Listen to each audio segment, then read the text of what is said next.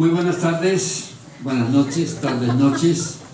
Sean todos y todas, como dicen ahora, todos y todas, muy bienvenidos a esta nueva tarde, noche de repaso cultural.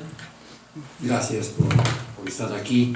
Gracias también a esta Universidad Trinity y a más programa que nos facilita, nos apoya, nos facilita esta linda sala.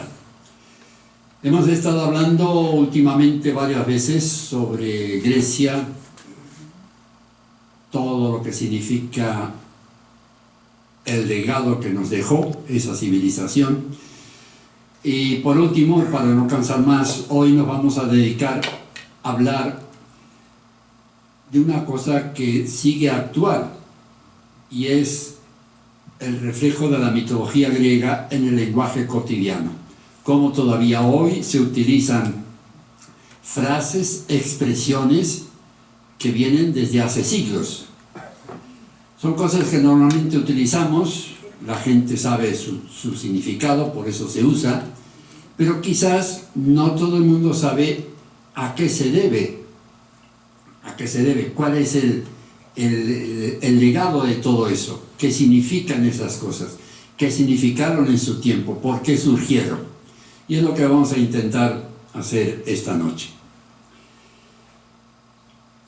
Suele decirse, esta persona se cree el ombligo del mundo. Quizá esta expresión es la que mejor ha reflejado la expresión griega, porque en otros lados o en otras lenguas se dice más bien, se cree el centro del universo, se cree lo máximo del universo. En cambio nosotros guardamos esta y van a saber por qué después. Al principio era el caos. Caos quiere decir que no había cielo, tierra, todo envuelto, era una cosa monótona, terrible. Nadie sabía por dónde empezar con esa tierra. De ahí, de ese caos, denominado caos justamente, surgieron dos dioses, los dos primeros dioses, que fueron Gea y Urano. Gea la tierra y Urano el cielo. Ahora bien, pero salieron juntos. Es decir, la tierra y el cielo estaban juntos, pegados, formando una unidad. Quiere decir que empezaron a crear personas, cosas, animales, pero todo quedaba dentro de la tierra. No podían salir fuera porque el cielo estaba pegado con la tierra. Para solucionar este problema, Gea encargó a su último hijo, que era Cronos, el tiempo, le encargó que fuera clandestinamente en un momento especial y le cortara el órgano masculino a su padre, es decir, a Urano. Lo hizo con una hoz muy especial, dorada para colmo, y al cortarle sus genitales cayeron en el mar y de ahí salió una espuma. Esa espuma después produjo una diosa que vamos a ver después. Por una parte, esa espuma creó una diosa, pero también 3 gotas de sangre de Urano, de ahí salieron las 3 furias. 3 furias son 3 personajes que andan por el mundo todavía hoy día haciendo sus males con furia, con venganza, con calamidades por todos lados. Queda entonces ya separada la tierra del cielo y ya empieza entonces, digamos, la creación.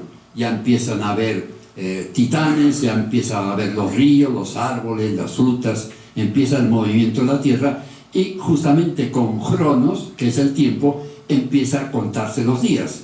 O sea, ya empieza a mirarse el día, la noche, digamos que empiezan a trabajar los relojes por primera vez. Este Cronos, inteligente, este tiempo, un día pensó, yo he sacado a mi padre de Urano del poder y si tengo hijos quizás hagan lo mismo conmigo. Y entonces precavido, se casó con Rea, que era justamente su hermana, pero cuando empezaron a tener hijos, le dijo a Rea que cada vez le entregara enseguida al hijo. Así lo hacía Rea, y simplemente se lo tragaba.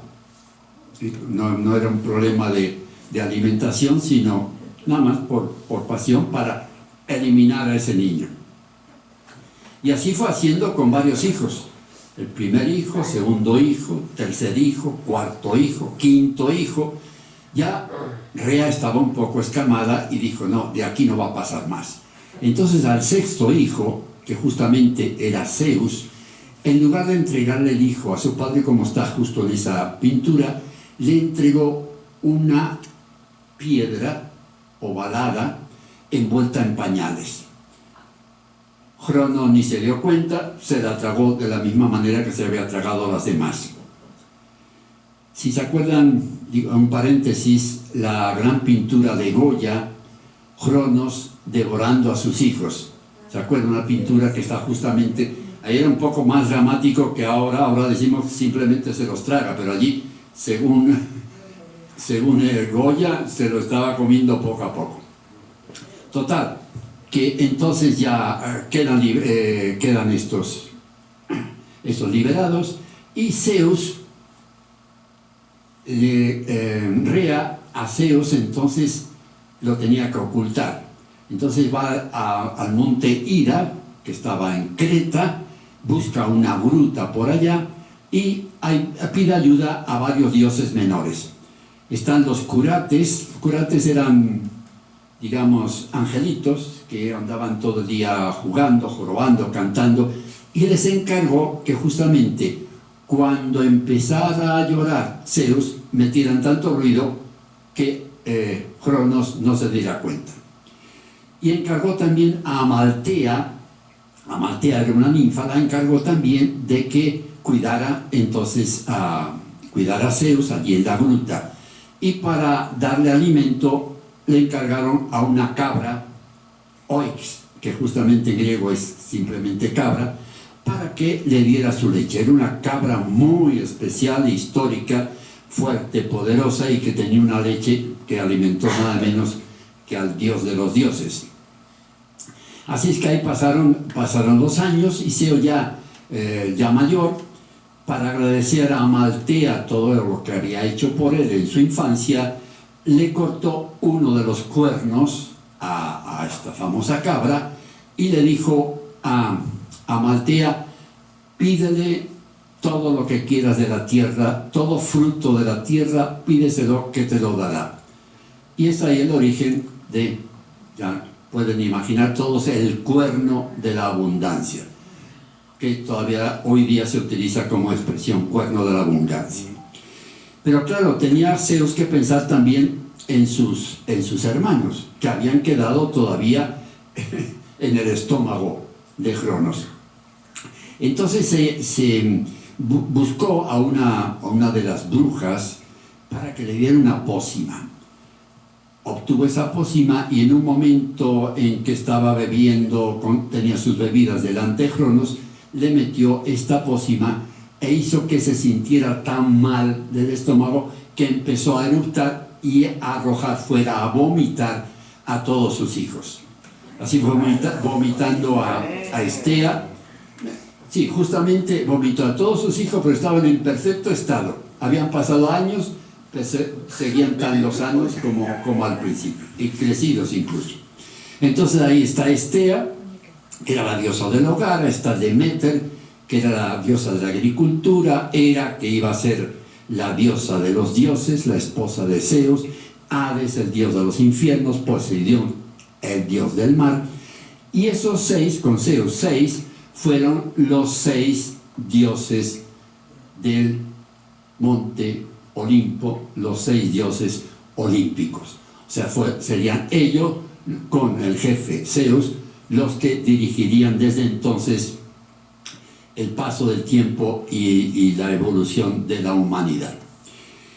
Zeus, salieron todos, pero también salió esa piedra oculta que había metido a su esposa, había dado su esposa, fue lo primero que eruptó Cronos, y entonces lo tomó Zeus, y es lo que tienen ahí, esa piedra que le dio el nombre de ónfalo.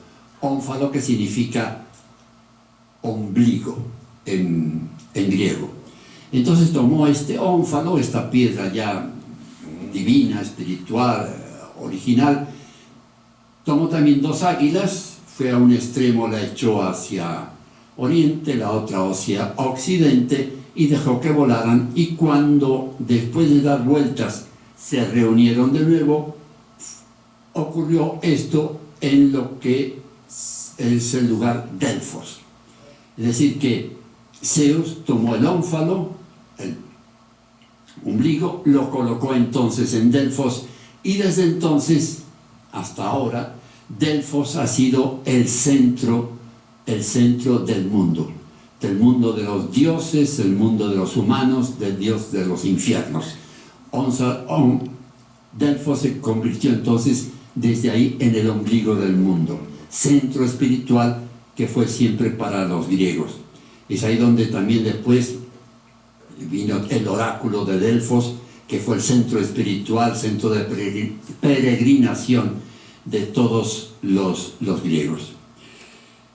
Vemos aquí lo que había sido el fruto de esa espuma que salió. Espuma en griego se dice afros, y entonces de ahí, de ese afro, salió Afrodita, que fue la diosa de la belleza, del amor, esta hermosa pintura de Botticelli.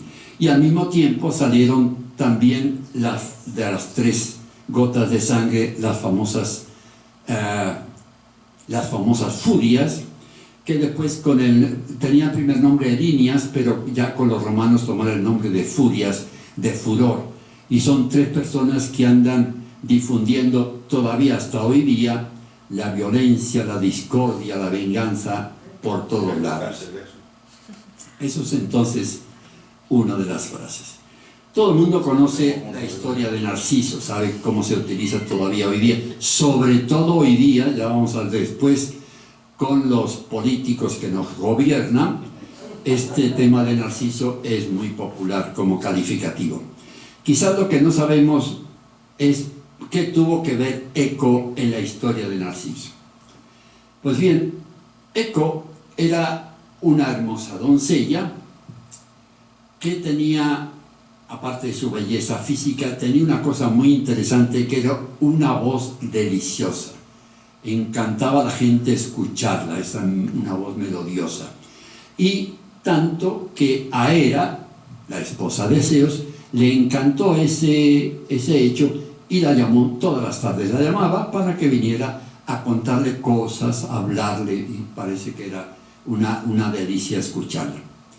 Hasta que un día Hera se dio cuenta que mientras Eco le estaba contando historias, su esposo Zeus andaba por ahí de picos pardos, andaba detrás de ninfas, y entonces se enojó tanto que lo que sucedió después varias veces. En lugar de tomar la venganza sobre Zeus, que era el culpable, la tomó sobre Eco, y entonces castigó a Eco, y el castigo fue que perdiera su lengua, no pudiera hablar, que conservara solamente el eco de su voz. Por eso que eco significa justamente esta repetición. Las personas que hablan solo podían repetir las últimas frases. Eco entonces, pobre, no tenía ya vida social, así que se quedó por los bosques, con los animales como únicos compañeros. Pero un día en el bosque se dio cuenta de la existencia de un joven cazador, nada menos que Narciso, un muchachote, un buen mozo, bello, bellísimo, y se enamoró de él. Pero ¿cómo hacer para hablarle? No podía hablarle, entonces no podía comunicarse. Se mantuvo entonces siempre lejos, observando siempre la actividad de Narciso.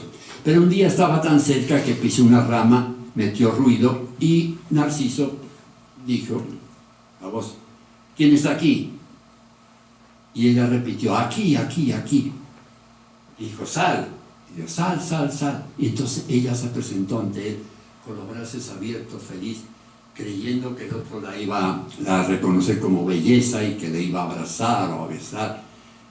Fue todo lo contrario. Narciso, cuando la vio, la despreció enseguida, no quiso saber nada de ella, la rechazó.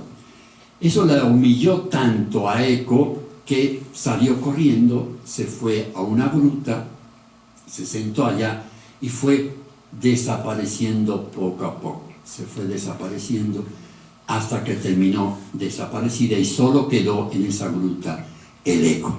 Por eso que cuando vayan a las grutas, acuérdense de ella, que pronuncien algo y van a escuchar el eco. Felizmente, un muchacho que también había seguido por los bosques a Eco se enojó ante los dioses y le dijo, oiga, es necesario que castiguen a este señor, que le hagan sentir lo que es un amor no correspondido. Y de eso encargaron a la diosa Némesis. Némesis, bueno, hoy día seguimos utilizando ese término como un enemigo de una persona o como castigo. Era la diosa que justamente se encargaba de la justicia distributiva, es decir, las injusticias, castigaba a los culpables, los perseguía. Y entonces Némesis dijo, sí, yo me voy a encargar de dar una lección a este señor, e hizo que se enamorara completamente de sí mismo. Y así sucedió. Narciso, una vez estando en el lago que bebía cerca del bosque, se vio, se enamoró completamente de él, se quiso poseer, se hundió y se ahogó.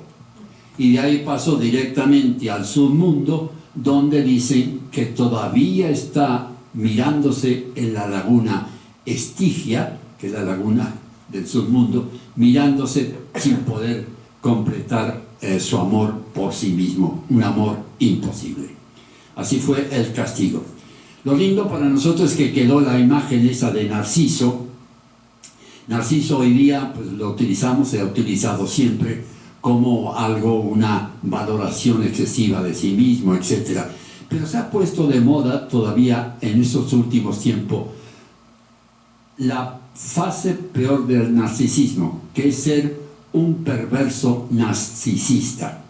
Y ahí sí que pueden ver la figura, la explicación de no uno, sino de muchos políticos de hoy día. Tienen habilidades sociales, o sea, comunican muy bien con la gente, no aceptan la crítica, tratan de brillar por encima de los otros, usan la manipulación, el castigo, el prójimo es el que siempre está mal, es vanidoso, megalómano, caótico y a veces incluso poco claro en las cosas que explica o que dice.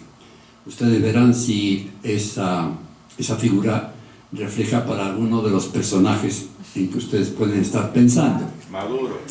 En todo caso, Némesis, para el recuerdo de lo que había hecho Narciso, hizo que floreciera en la orilla del lago una flor que justamente lleva el nombre de Narciso, que es la flor del egoísmo y del amor no correspondido. Y así quedó hasta hoy día. Muchas veces, muchos de nosotros nos hemos quedado de piedra ante un hecho, ante una noticia, ante algo que sucedió. Bueno, ese quedarse de piedra sigue siendo histórico y tiene mucha relación con la medusa. No más que esta historia es tan antigua que recuerden que todos estos mitos no salieron de golpe, se fueron creando poco a poco y que tuvieron muchos autores. Si salía un mito y después con la evolución de los años le añadían una cosa o le añadían otra versión. En todo caso es un poco muy complejo toda la historia de Medusa, pero me voy a quedar con los puntos esenciales. La Medusa era una de las tres gorgonas. Ya la palabra gorgon en griego significa sombrío, atroz, terrible. Se imagina cómo serían estas tres. Pero de ellas la única mortal era Medusa. Medusa al principio parece que era una bellísima persona, tenía una cabellera extraordinaria, tenía una mirada que deleitaba a las gentes, una persona, una mujer realmente hermosa. Pero se lo creyó y cometió el pecado que ningún mortal debe cometer, y es creerse igual o superior que los dioses. Y Medusa se creyó que era más bella que Atenea, y en cuanto se dio cuenta Atenea, pues lo de siempre, la castigó. Y el castigo fue que entonces de sus pelos salieran serpientes, y que sus ojos tan agradables, tan lindos de ver, se convertirían en destrucción. Así que todo el que mirara esos ojos se convertirían en piedras. Y así fue como fue asolando a la gente, y claro, por supuesto, cada vez que veían o sabían que estaba la Medusa, todo el mundo salía fuera del lugar para no ser condenado a quedarse de piedra. Por otro lado, Zeus seguía produciendo héroes, produciendo semidioses. Acuérdense que Zeus, una vez que ya estableció la paz, fue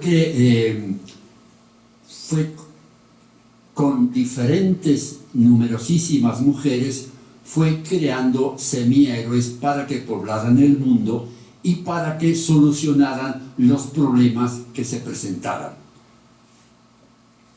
Y un día había una señora muy bella que el padre recibió un aviso de que si se casaba su hijo le haría mal al que sería el abuelo.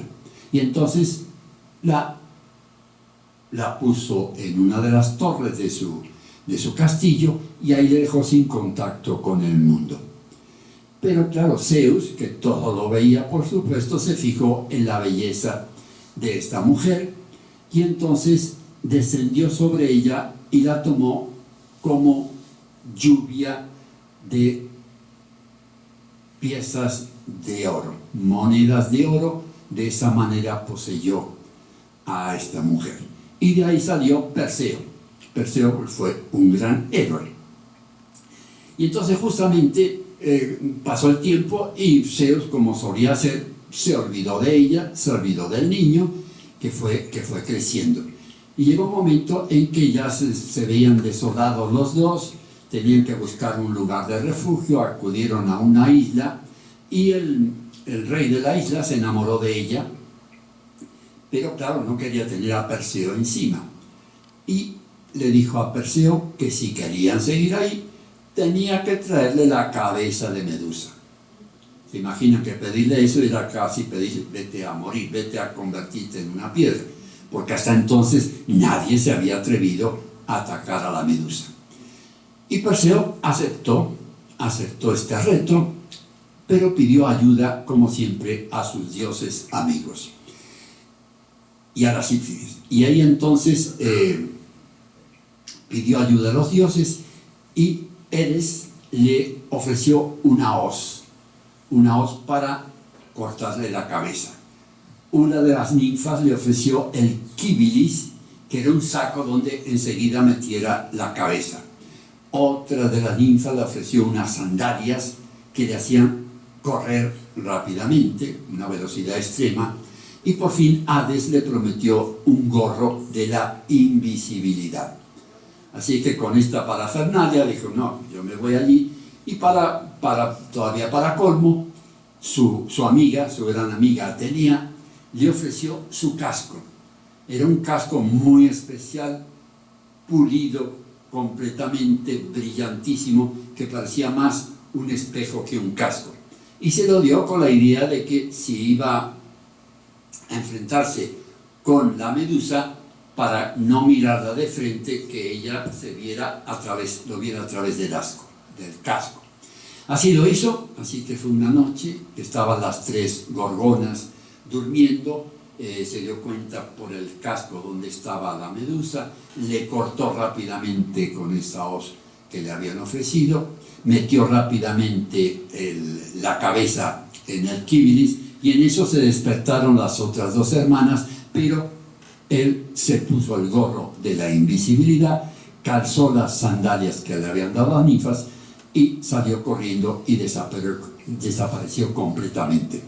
Así que se salvó, no tuvo ningún problema, y llegó y le dio la cabeza de la medusa, se la dio justamente, la medusa ya decapitada, se la dio a Atenea, como un regalo de agradecimiento a lo que había hecho por ella. Y es lo que aparece ahí en esa escultura y en muchas esculturas y pinturas. En todo caso, Atenea no desechó esta cabeza, no la tiró, sino que justamente la puso en su casco, que desde entonces se llamó el Gorgonion, es decir, un casco con la figura de la medusa para causar el horror, para que la gente temiera cada vez que se presentaba con ese casco. De tal forma tuvo éxito que creó, digamos, casi una moda de las gorgonas protectoras. Es decir, que desde entonces la gente que iba, los militares o la gente ponían sus escudos en sus casas, en la puerta de sus casas, estas gorgonas, esta imagen de Medusa o de sus hermanas, que causaban un efecto apotropaico, que es un término que es muy simple, es en griego, pero simplemente significa que aleja el mal. Es decir, que todas estas gorgonas lo que hacían era alejar el mal, y que la gente la utilizaba justamente como medida de protección. Y uno de las que la autorizó, tenemos ahí la imagen de Alejandro Magno. ¿Se acuerdan esta famosa pintura que apareció en Pompeya, en una de las casas de Pompeya, fue descubierta, y que justamente en el pecho Alejandro Magno había puesto esa figura de la medusa como señal de protección? Y así hasta hoy día, que hoy día todavía hay gente que se pone sus medusas en sus brazos o en sus pechos. Abrió la caja de Pandora. Todo el mundo sabe, por supuesto, que sí, fueron las causas de todos los males, pero quizás lo que no se ha explicado muy bien es todas las consecuencias que tuvo, aparte de activar todos los males sobre la tierra. Y es que quedó desde entonces la imagen de que la mujer es, en este caso Pandora, pero la mujer en general es aquella que trae el mal. Y eso terriblemente hasta nuestros días. Todo aparece en la... Vamos a ver. En la teogonía de Sioto, él explica, teogonía significa el origen de los dioses. En el origen de los dioses, él habla de que el titán Prometeo se hizo amigo de los hombres. Se hizo amigo de los hombres y le enseñó muchas cosas, y entre ellas les enseñó a utilizar el fuego, que el ser humano no conocía. El fuego que le permitía calentarse, le permitía defenderse y sobre todo le permitía preparar su alimentación y sus carnes. Se entera Zeus y se enojó muchísimo con él y dijo que se iba a vengar de ese hecho. Por otro lado, entonces Zeus le recomienda a Hefesto, que era uno de los dioses artistas, para que hiciera la figura de una mujer. Y entonces tomó tierra y tomó agua, y de arcilla hizo una mujer, y Zeus le dio vida y le pidió a cada uno de los dioses que le diera una virtud que quisiera a ella, a esa figura, que justamente le puso por nombre Pandora, que significa regalo de los dioses. Pero al mismo tiempo le pidió a los dioses que dieran un mal y lo fue metiendo en un recipiente, en una caja. Fue metiendo todos los males y los cerró. Entonces hizo que Pandora sedujera a Epítemo. Epítemo era justamente el hermano de Prometeo. Se casaron y Prometeo les dijo: tengan cuidado con los regalos de los dioses. Y estos, bueno, lo tuvieron en cuenta hasta cierto punto nada más, porque los dioses le regalaron esa caja que era, al principio fue una tinaja, una tira, en todo caso una caja donde estaban, ellos no sabían qué, la pareja no sabía qué, y se la regalaron con la idea de que mantuvieran cerrada hasta que le dijeran los dioses. Pero Zeus sabía que entre esas virtudes que le habían dado a Pandora tenía un pequeño defectillo, y era la curiosidad. Una curiosidad que lamentablemente también ha permanecido a lo largo de la historia como un defecto esencial de las mujeres. Disculpen. Entonces, ya desde entonces, yo no tengo la culpa. Entonces le regalan esto y Pandora un día no sabía qué hacer. ¿Qué habrá acá? ¿Qué habrá acá? Abre la caja y salen de allí todos los males. Y desde entonces quedó en la historia durante siglos y siglos que una mujer fue culpable de las desgracias de la humanidad, y todas las mujeres son culpables de desgracias. Fíjense qué interesante que al mismo tiempo la tradición judía, también en la Biblia aparece que Eva, la primera mujer también para los judíos, también para los cristianos, fue la del pecado. No fue el hombre, fue la mujer la del pecado. O sea que quedó también por esa parte de tradición culpable. Y que también fueron castigados porque perdieron la inocencia. Y además, fíjense muy bien, ahí Yahvé le dijo: tú estarás sometida a él, o sea, la mujer sometida al hombre le dijo: trabajarás y sudarás para comer el pan de cada día, y entre otras cosas les dijo: eres polvo y en polvo te convertirás. Para los cristianos, felizmente, después vino Jesús y cambió un poco el panorama, pero en todo caso ha quedado la historia. Y para los griegos, para que todo no fuera mal, hicieron una cosa un poco especial, y es que a pesar de que toda la caja esa contenía males, parece ser que cuando se dio cuenta de que salían, cerró rápidamente esa caja y quedó una cosa dentro, que fue la esperanza. Y felizmente la esperanza es lo último que se pierde, nos ha quedado también como premisa para el hombre desde la antigüedad. Ha sido la manzana de la discordia, también muy utilizada hoy día, y no hay que poner ejemplos, todo el mundo sabe enseguida cuántas manzanas de la discordia nos están poniendo hoy día. Esa manzana no tiene nada que ver con Eva y con su manzana, sino que tiene un origen completamente en la mitología. Resulta que se celebra un día la boda de Tetis y Peleo. Tetis era una ninfa extraordinariamente bella y Peleo era uno de los héroes griegos. Una mezcla tal entre una ninfa y un humano, había que celebrarlo con toda pompa y algarabía, así que prepararon una gran fiesta.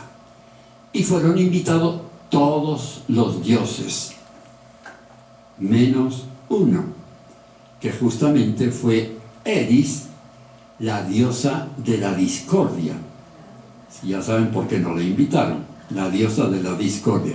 Y justamente en cuanto se enteró de que no había sido invitada, apareció igualmente en la fiesta con una manzana de oro.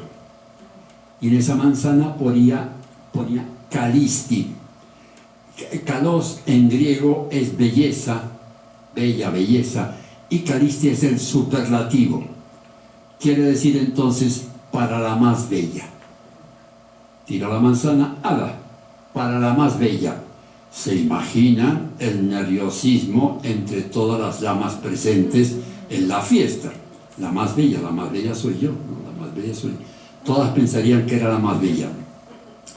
Para evitar mucho problema, Zeus dijo definitivamente las tres últimas, digamos, que quedaron seleccionadas fueron Hera, Afrodita y Atenea. Hera, porque era la diosa de las diosas, era la esposa de Zeus. La tienen a esa figura con el pavo real como símbolo. Por otro lado estaba Afrodita, la diosa del amor, ¿se acuerda? Salió de ahí, de la espuma, diosa del amor. Y estaba Atenea, que era la otra belleza, que era la diosa de la inteligencia, era la diosa también de la fuerza del poder.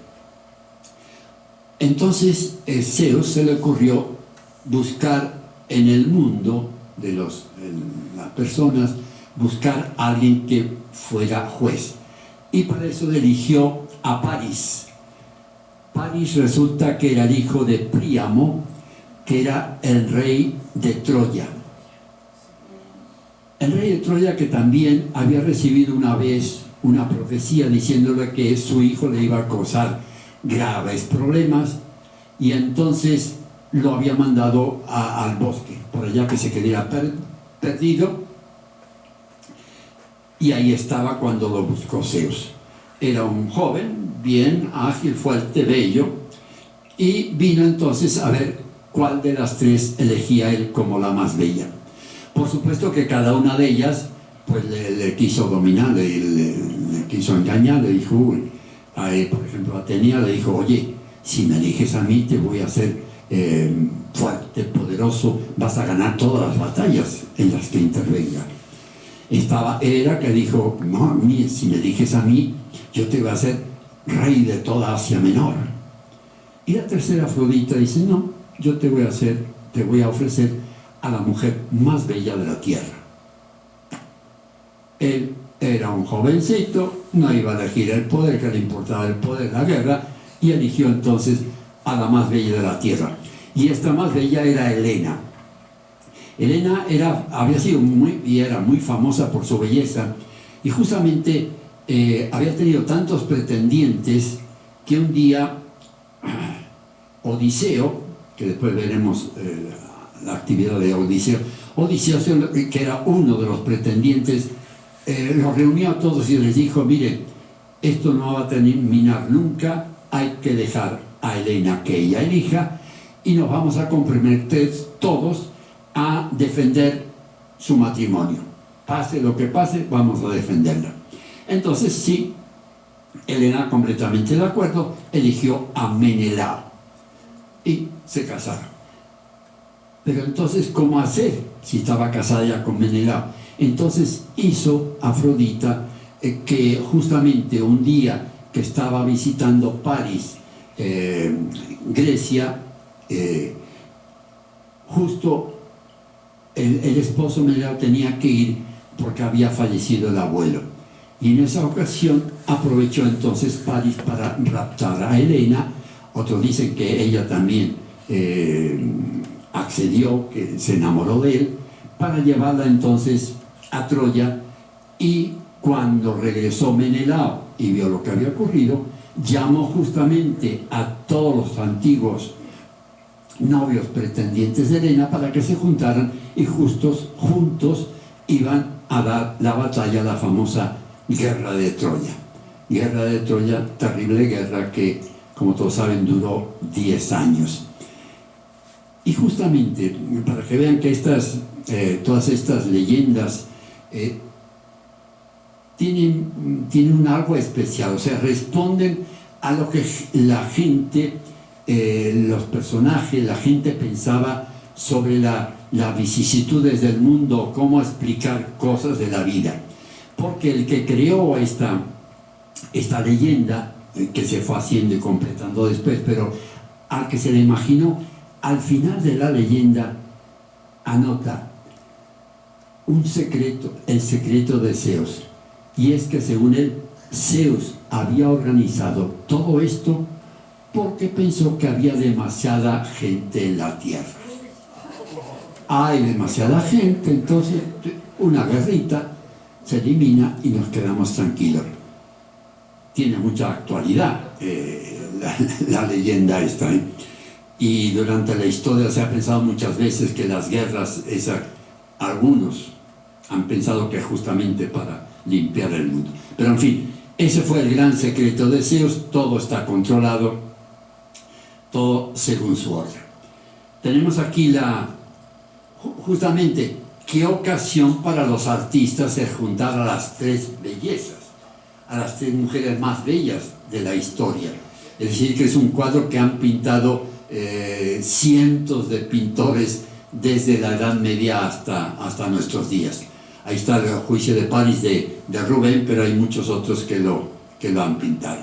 Y llegamos con la última, sobre la frase también de muchos de nosotros, lo habremos dicho: "Ay, viví toda una odisea, y con problemas que se me presentaron, uno, otro de más allá, viví una odisea".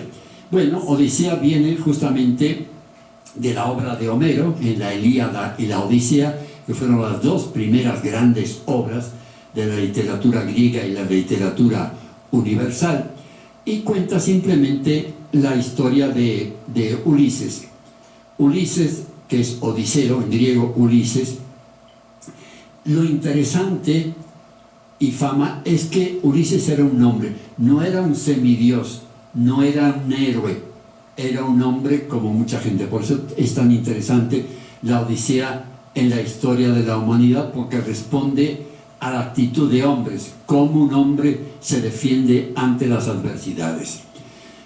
Odiseo, después de Helena, de enamoramiento con Helena, después ya se casó con Penélope, tuvo un hijo Telémaco, y Homero en esta Odisea trata simplemente del regreso después de la guerra de Troya de Odiseo a Ítaca. Ítaca ha quedado un poco en la historia, en la literatura, como el regreso a la tierra, como el caminar durante la vida para encontrar su final, como en la vejez el éxito de su vida, pensar en todo lo que ha hecho uno en su vida, un poco la culminación de la vida. Para regresar a Ítaca, entonces tuvo una serie de aventuras. No vamos a contar, por supuesto, todo, porque sería muy largo, pero me voy a quedar en las más interesantes, quizás las más populares.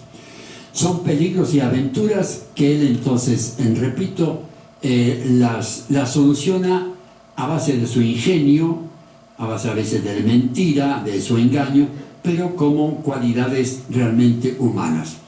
Y la primera de ellas, que todo el mundo recuerda, es la caverna del cíclope Polifemo. El Polifemo era un cíclope, tenía su pequeño ganado en una gruta, y resulta que cuando llegaron en su barco con todos sus compañeros Odiseo, se creyeron que era una gruta normal, entraron, vieron alimento, vieron cosas, pero a lo lejos vieron también que se acercaba un gigante que era Polifemo. Polifemo, un cíclope, es decir, que solo tenían un ojo. Y los compañeros dijeron: uy, vámonos de acá. Pero él dijo: no, ¿por qué no vamos a ir? Yo soy rey de Ítaca, y uno de los principales mandamientos de Zeus era que cuando uno llegaba a un sitio, llevaba regalos, y el otro tenía obligación de la hospitalidad. Eso era una cosa sagrada para Zeus, y fue muchas veces condenada en diferentes historias, ya vimos algunas de ellas. Entonces, hace quedar a todos sus compañeros, pero llega Polifemo y lo primero que hace es comerse a dos de los marineros. Todos miedosos se meten dentro, cierra en su caverna, los mira, deleitoso, menudo banquete voy a tener. Entonces Odiseo se enfrenta a él y le dice: oiga, Zeus nos pide la hospitalidad, ¿cómo no nos recibe? Yo soy rey de Ítaca. Y no le hizo caso. ¿Tú, cómo te llamas tú? Yo me llamo Nadie. Nadie se llama mi padre y nadie se llama mi madre. Y para demostrarte que yo sí cumplo con el mandato de Zeus, te he traído esta botella de una bebida extraordinaria, un licor extraordinario que le había dado antes del viaje un sacerdote. Entonces Polifemo acepta el viaje y dice: bueno, en premio a esto te voy a comer el último, así que vas a estar el último en la lista de los que me voy a comer. Después de la comida de los dos marineros y de tomarse este licor, quedó profundamente dormido, y es cuando aprovechó Polifemo para, con una madera que había pulido antes y quemada en la cabeza, le metió dentro de lo único ojo que tenía y lo dejó ciego. Polifemo, cuando se despertó temeroso, entonces abrió la puerta para que saliera su ganado. Fue el momento en que, como todos bien saben, se pusieron los Odiseo y sus compañeros en la parte de abajo, en la panza de las ovejas, así que él cuando iba tocando el lomo de las ovejas no se daban cuenta que estaban debajo, así que salieron todos. Cuando Polifemo se dio cuenta del silencio que habían oído, salió fuera de la gruta y empezó a gritar: nadie me ha cegado, nadie me ha maltratado, nadie me ha engañado. Sus compañeros cíclopes que estaban en otras islas dicen: este está mal de la cabeza, ¿cómo que si nadie te ha atacado, para qué grita? Entonces hay que tener cuidado porque seguro que algún dios lo ha castigado, así que mejor ni nos metemos con él. Y así fue como, con esa astucia de dar su nombre de nadie, se libró Odiseo de esta aventura.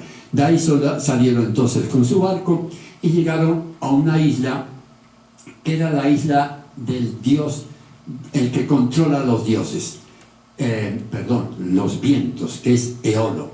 La isla se llamaba Eolia, que era una isla además que se movía, no se quedaba quieta en un sitio. Era el que controlaba a los dioses, y para no alargar mucho, al final estaba muy bien con él, los comprende, escucha su aventura y le da como regalo de despedida, metió en una bolsa todos los vientos malos. Se la dio a Odiseo, la cerró y dijo: bien, cuando llegues al puerto, cuando llegues a tu Ítaca, la abres, así salen los vientos para que sigan actuando en el mundo. Perfecto, aceptó eso, se metió en la barca, salieron todos, y justamente al 10º día, cuando ya llegaron lejos, se veían ya las costas de Ítaca, unos marineros dijeron, siempre la curiosidad no solo de las mujeres, también de los hombres, dijeron: ¿qué tendrá, qué le habrá regalado? ¿Qué hacen? Entonces, en descuido, abren la bolsa, salen todos los vientos y la barca sale lanzada otra vez a la otra punta del mar. Así es que ahí tuvieron que empezar a seguir de nuevo su aventura de regreso a Ítaca. Y ahí llegan a la isla de Circe.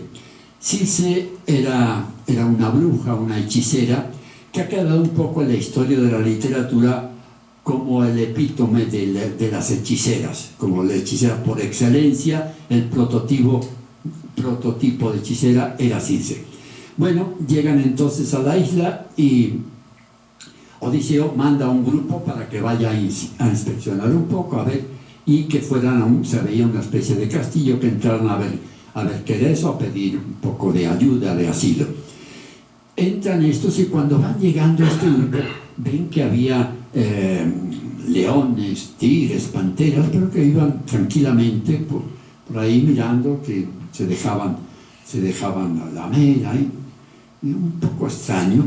Llegan entonces, ya entran dentro de la gran sala del palacio, los recibe esta Circe, la hechicera, les da una bebida de bienvenida, y con esa bebida los tumba a todos, se quedan todos dormidos, olvidan todo su pasado, y con una varita va convirtiendo a cada uno de ellos en un cerdo. Están arriba, ven los cerdos ahí. Felizmente, uno de los que habían ido a inspeccionar, que era un poco miedoso, se había quedado en la puerta y vio de lejos lo que había pasado, así que rápidamente acude otra vez a la barca. Odiseo le dice lo que ha pasado. Odiseo entonces saca su espada, va en plan de venganza, y Hermes, el dios, le da una sustancia para que se defendiera de la hechicería, por si acaso ella lo pone hechizado, eso lo iba a defender. Así que llega allá, se enfrenta a Circe, le dice de nuevo que no había sido hospitalaria como mandaba Zeus. La otra, al ver la fuerza de este, se arrepiente, lo acepta, entonces reconvierte a todos otra vez en personas, incluso los deja con ellos unos días. Al final se enamora también de Odiseo y les da recomendaciones antes de seguir su viaje, sobre todo referentes a la siguiente aventura que iba a ser con las sirenas, el famoso canto de las sirenas, esas sirenas que embriagaban a los que la oían, que los hacían atraer y que después ellas simplemente los mataban. Como pueden ver un poco ahí en la imagen, esas sirenas no eran todavía aves. Al principio las sirenas eran, sirena además en griego es la que te ata, la que te atrapa, la que te tiene bajo su poder. Y eran aves con figura de mujer. Después se convirtieron, ya con el fin de la Edad Media y ya con el romanticismo, se convirtieron en lo que conocemos hoy día. Bueno, ellas están ahí, pero ya saben cómo cuentan. Todo el mundo leyó, sabe que entonces él pidió que a cada marinero le sellaran los oídos con cera para que no oyeran el canto de las sirenas, a que él lo amarraran en el mástil del barco para que él no pudiera moverse, y ahí entraron entonces y empezaron a ver que venían estas sirenas por el aire con esos cantos, con esa música hipnótica que los dejaba a todos un poco atontados, pero que ellos, los marineros, no podían escuchar porque tenían los oídos tapados. Solamente lo escuchaba entonces Odiseo, que estaba de leite, que incluso le gustó tanto que hizo fuerzas para salir, pero felizmente estaba bien amarrado y pudieron pasar de ahí.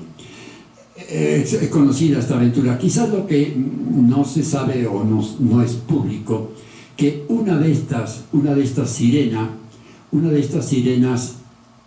era Partenope.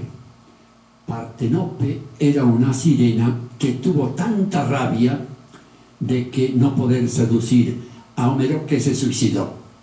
Se suicidó y su cadáver quedó en el mar y fue pasando por las olas, se lo fueron llevando, pero fue llegando hasta el límite de la parte sur de Italia. Allí el cadáver tomó tierra, digamos, la gente lo vio, gente que vivía en el local, los marineros vieron, la enterraron, le hicieron una pequeña capillita y empezó a tener fama ese lugar. La gente venía a visitarlos, y tanto que en un momento dado dijeron, bueno, aquí hay que hacer una nueva ciudad, porque aquí no vamos a aguantar. Y fue entonces la Neápolis, o sea, Nápoles. O sea que la ciudad de Nápoles, el origen lo tiene en esta sirena que había participado entonces en esta aventura. Y esto también es interesante porque justamente hace unas 3 semanas leí en el diario español, que acaban de presentar una nueva película, de Paolo Correntino, una película que lleva este nombre entonces, Partenope.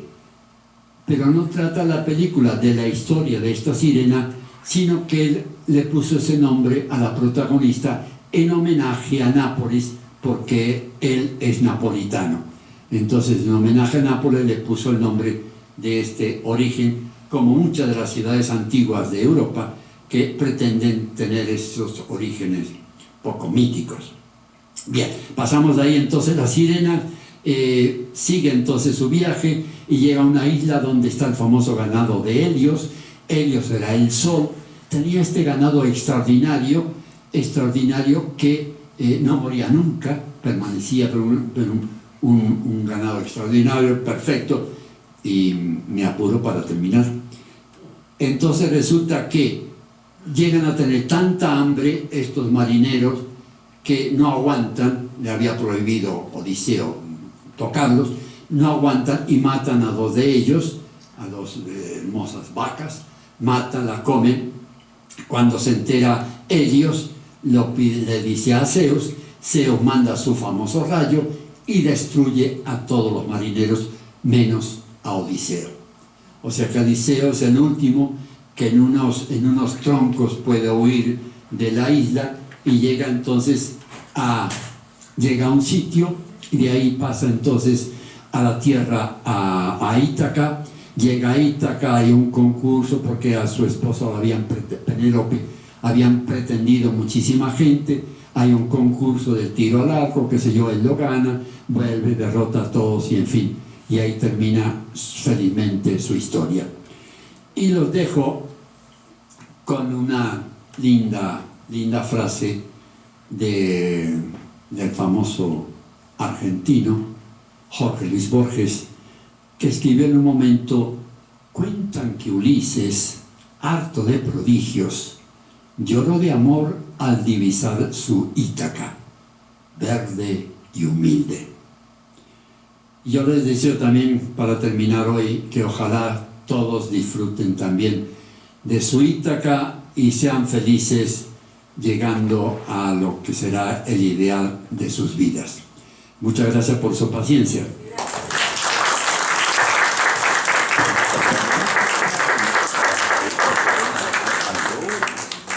Disculpen, me quedan dos cosas. Para fin de mes, el día 28, viernes 28. Sí. Gracias. El viernes 28 vamos a proyectar aquí en Trinity, pero ya les pondremos la invitación donde es, porque es en la otra parte de Trinity, para la otra calle, a proyectar una película. La película se llama La mujer olvidada y trata sobre Campoamor, Clara Campoamor, que fue la primera mujer que consiguió en España en 1931 que se aceptara el voto femenino y que las mujeres pudieran participar. Es una película muy interesante, española, y como hacíamos antes, ahora vamos, si empezamos otra vez con películas, después de proyectar las películas podemos hacer una pequeña discusión para ver qué les parece, qué opinan sobre el tema, porque justamente una semana después, el 7 de marzo, se celebra el Día Internacional de la Mujer. Eso por un lado. Y por otro lado, fíjense nomás que tuve el agrado de recibir nuestro amigo Sidney, me trajo de España, de Madrid, donde estuvo, este libro que se llama Los Caminos de la Seda, de Eva Tobalina. Así que en principio ya tenemos un tema para más adelante, si les interesa, que podemos tratar aquí sobre justamente los caminos de la seda, que siguen de actualidad. No sé si los otros días, ahora que está Panamá, hablando de Panamá, como han hablado de que Panamá hace terminar los caminos de la seda ahí en Panamá con el problema con los chinos, etc. En todo caso, es un tema que a mí me gustaría trabajar y ofrecerle después un resumen a ustedes. Y ahora sí, terminamos. Está como siempre ahí, pasaremos un agradable rato todos juntos. Gracias de nuevo por venir y hasta la próxima.